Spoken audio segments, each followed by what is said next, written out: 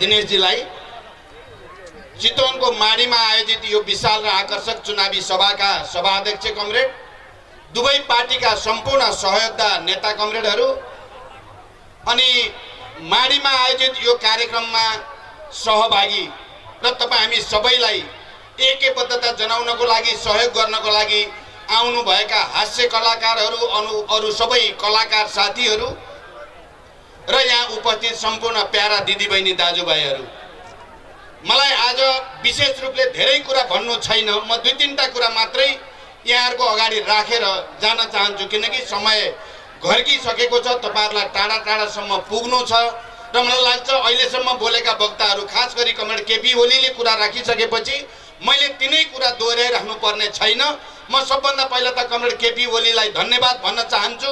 उहाँले मैले माडीलाई चितवनको मणि बनाउने जो सपना राखेको थिएँ, त्यो सपनामा उहाँले एकबद्धता जनाउनु भयो, सहयोगको घोषणा गर्नुभयो, त्यसको लागि धन्यवाद भन्न चाहन्छु।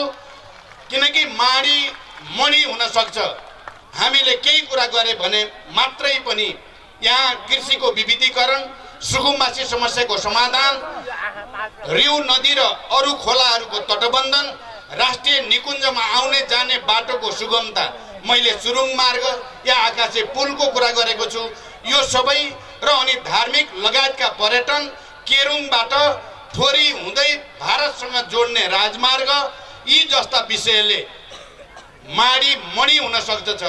मैले केही महत्त्वाकांक्षी योजनाहरू माडीवासी जनसमुदायको अगाडि राखेको छु र यो महत्त्वाकांक्षी योजनाहरूमा अहिले आएर नेकपा एमालेका अध्यक्ष कमरेड केपी ओलीले, प्रचण्डजीले जे राख्नुभयो, मेरो साथ र समर्थन हुन्छ भनेर तपाईहरुको अगाडि घोषणा गर्नुभएको छ। आज म धेरै खुसी छु। अब माडीको विकास र समृद्धिलाई कसैले रोक्न सक्ने छैन।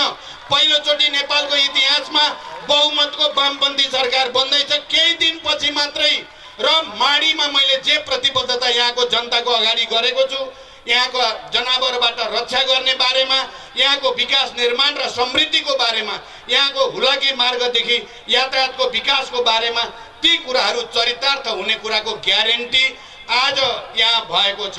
म पहिलो कुरा यसमा तपाईहरु सबैलाई, माडीवासी जनसमुदायलाई हार्दिक बधाई र शुभकामना दिन चाहन्छु।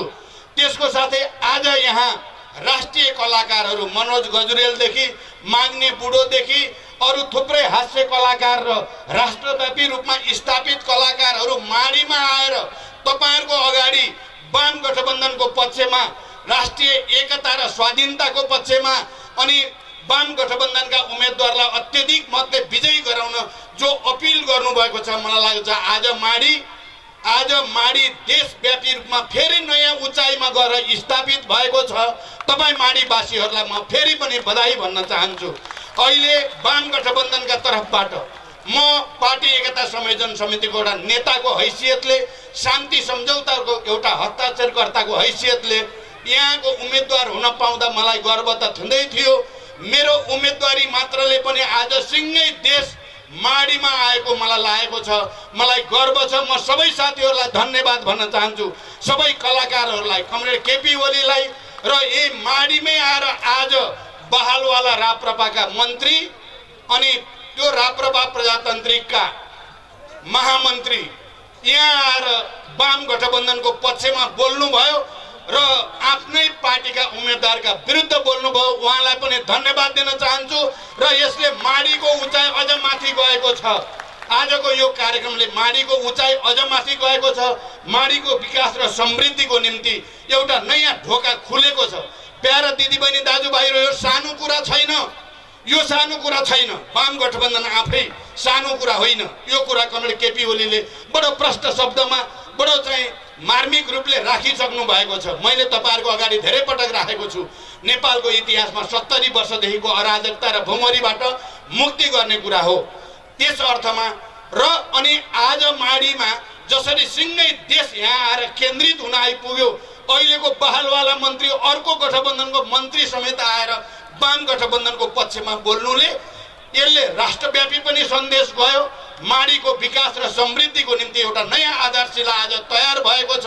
यो धेरै ठुलो कुरा हो भनेर म सबैलाई धन्यवाद भन्न चाहन्छु। आजको दिन मेरो लागि पनि विशेष खुसीको दिन भएको छ, किनकि पहिलोचोटि यहाँ अगाडि मैले देखेको छु स्वागतम लेखिएको एउटा ब्यानर छ। त्यसमा लेखिएको छ पूर्व प्रधानमन्त्री तथा नेकपा माओवादी केन्द्रका अध्यक्ष एवं चितवन क्षेत्र नम्बर 3 का साझा वाम उम्मेदवार पुष्पकमल दाहाल प्रचण्डलाई हार्दिक स्वागत गर्दछौँ लेखिएको छ। र तल लेखिएको छ बाँदरमुढे घटना पीडित परिवार माडी भनेर लेखिएको छ। यो भन्दा खुसी र गर्वको कुरा हामी सबै माडीवासीको लागि मेरो लागि केही हुन सक्दैन। म हृदयदेखि आभार प्रकट गर्न चाहन्छु यी बाँदरमुढे घटना पीडित परिवारहरूप्रति, उहाँका जनता परिवारका सदस्यप्रति र माडीका जनताप्रति तपाईहरुको धैर्यता, तपाईहरुको विवेक र तपाईहरुको साहसको निम्ति पनि। किनकि जनयुद्धले, विद्रोहले संघीय लोकतान्त्रिक गणतन्त्र जन्माएकै हो। मुख्य रूपमा त्यही विद्रोहले हजारौंको बलिदान भएर नै संघीय गणतन्त्रमा देश आएको हो। अनि यसले नै संविधान सभामा देशलाई लैजाने र त्यसअनुसार संविधान बनाउने आधार खडा गरेको हो। तर त्यो जनयुद्धमा कयौं गल्ती कमजोरी भएका थिए र सबभन्दा ठुलो गल्ती यही माडीको बाँदरमुढे घटनामा भएको थियो। म त्यो दिन रोल्पा जिल्लामा थिएँ। रोल्पाबाट म दाङ झर्दै थिएँ। म लगायत मेरो परिवारका सदस्यहरू पनि त्यति बेला साथै थिए जब बाँदरमुढे घटना घटेको। यहाँ माडीका दिदीबहिनी दाजुभाइहरूको ठुलो क्षति भएको, मृत्यु भएको खबर सुनेपछि म स्तब्ध भएको थिएँ। हाम्रो परिवार, हामीले एक दिन खाना खान सकेनौं, रातमा निद्रा आएन। मैले वक्तव्य लेखेँ, सबभन्दा ठुलो गल्ती जनयुद्धको बेलामा भएको सबभन्दा ठुलो गल्ती, जसको निम्ति जसले यो गल्ती गर्यो त्यसलाई कारबाही गरिनेछ भनेर मैले त्यही दिन बिहान, त्यो दिनको रातको बिहान मैले वक्तव्य जारी गरेको थिएँ। र मैले शान्ति सम्झौता भइसकेपछि बाँदरमुढे घटनाका पीडितहरूलाई भेटेर के गर्न सकिन्छ भन्ने बारेमा मैले सकारात्मक सोचका साथ सम्बोधन गर्ने कोसिस पनि गरेको थिएँ। तर विभिन्न कारणहरूले, विभिन्न उतार चढावले भनेको जस्तो हुन सकेको थिएन। आज मलाई यो पनि स्मरण गर्न मन लाग्छ कि कहीँ न कहीँ यो घटनालाई बहाना बनाएर राजनीति गर्ने, पीडितहरूलाई राहत र पीडितहरूलाई सहयोग गर्नेतिर भन्दा राजनीति गरेर यो घटनालाई कमाई खाने भाँडो बनाउने केही मान्छेहरूको प्रवृत्ति नदेखिएको होइन। तर आज पीडित परिवारलाई म बधाई भन्न चाहन्छु। मैले सहमति जे गरेको छु यहाँ पढेर सुनाइसकिएको छ र यो सहमति म एक्लै माओवादी केन्द्रको अध्यक्ष र पूर्व प्रधानमन्त्रीको हैसियतले म यो सहमति लागू गरी छाड्छु भनेर मैले सही गरेको हो। तर आज मलाई अझ बढी खुसी के छ भने कमरेड केपी ओलीले पनि यो सहमति कार्यान्वयन गर्न म सहयोग गर्छु भनेपछि अब सरकार सिंगै आउनेवाला छ। तपाईँ पीडित परिवारहरूको निम्ति, तपाईहरुको उपचारको निम्ति, तपाईहरुको निम्ति जागिर या रोजगारीको निम्ति या अरु पीडित परिवारलाई परिपूरणको निम्ति राज्य सिंगै आउँदैछ। केपी ओलीले र प्रचण्डले बोल्नु भनेको यो बेला नेपालको सरकार आउने कुरा हो। किनकि सरकार आइ नै सकेको छ, यो सरकारले बोलेको कुरा हो। म पीडित परिवारको सुझबुझ र विवेकलाई धन्यवाद भन्न चाहन्छु, बधाई दिन चाहन्छु र तपाईहरुको निम्ति अन्तिम समयसम्म लड्ने म प्रतिबद्धता पनि व्यक्त गर्दछु। र मलाई खुसी छ अब बाँदरमुढे पीडित परिवारले हामी दुईटा वामपन्थी पार्टी एउटै हुने हामीले संकल्प गरेका छौं र माडी आएर देशका दुईटा ठूला वामपन्थी पार्टीका अध्यक्षहरू, म त यहाँको उम्मेदवार नै भए, कमरेड केपी ओली समेत आएर, अरु कलाकारहरू समेत, राष्ट्रिय कलाकारहरू समेत आएर, अरु पनि यहाँ पार्टीका नेताहरू हुनुहुन्छ। यहाँ पटक पटक मन्त्री भएका प्रेम बहादुर सिंह पनि यहाँ हुनुहुन्छ। अरु साथीहरू पनि थुप्रै नेताहरू आउनु भएको छ। खाली चितवनका मात्रै यहाँ छैन माडीमा अहिले। त्यसो भएर मैले माडी आज केन्द्र बन्न गएको छ राष्ट्रको। मनोज गजुरेल कलाकारले जसरी अस्ति 2 दिन यहाँ बसेर राख्नु भएको थियो र आज पनि राख्नु भयो, यसले अब माडी राष्ट्रमय, नेपालमय बन्न गएको छ। त्यसकारण मैले अब धेरै भन्नु छैन, मैले धेरै भनि नै सकेको छु। माडीलाई मणि बनाउन सकिन्छ। केरुङबाट राजमार्ग ठोरी हुँदै भारतको कलकत्तासम्म जोड्न सकिन्छ। त्यसले मैले भन्ने गरेको त्रिदेशीय साझेदारीको रणनीति, चीन, नेपाल र भारतको बीचको व्यापार विकासको एउटा रणनीति चरितार्थ हुँदैछ।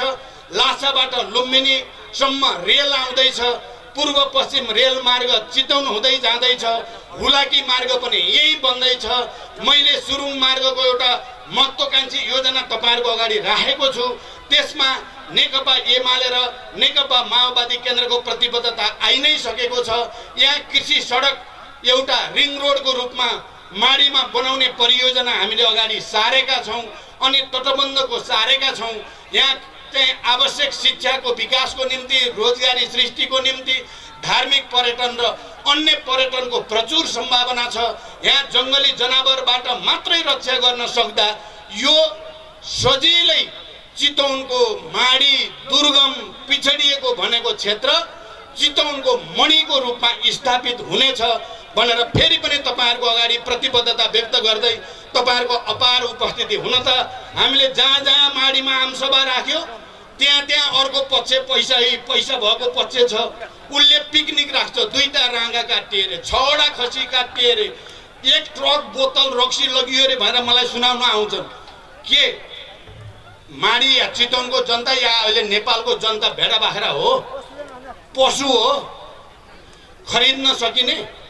अनि यहाँको जनता रक्सी खाएर मातेर चाहिँ राष्ट्र र जनताका विरुद्ध जान्छ भनेर म विश्वास गर्न सक्छु त?